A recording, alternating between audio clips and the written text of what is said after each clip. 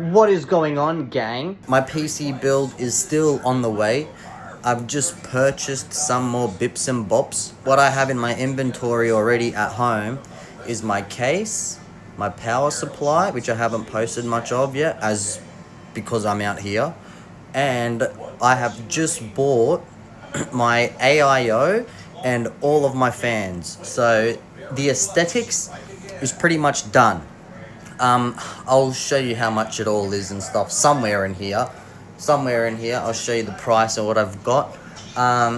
So all that's left is the internals, as in Mobo, GPU, RAM, storage, and fucking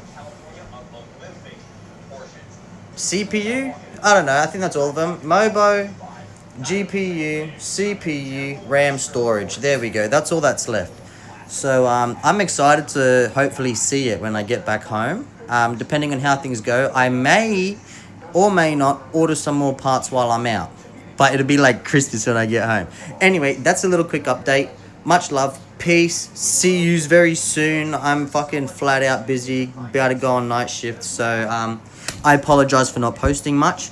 My schedules and my body clock is absolutely cucked. So yeah, I'll chat to you guys when I chat to you guys really soon. Peace, love.